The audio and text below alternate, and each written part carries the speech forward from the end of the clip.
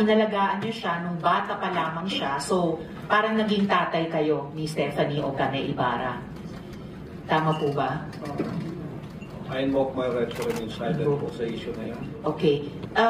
Kasi sa audio file naman po, sa kabila nung sa pagkaalam ay kinupkup niyo siya nung 2 years old pa lamang, bata pa lang siya, na parang naging tatay kayo niya.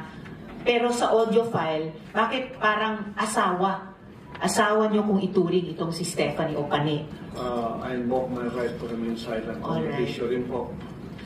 Ngayon po, kino-confirm niyo po ba na meron kayong isang hukbo o private army sa inyong disposal? At ano po iyang tinatawag na Angels of Death?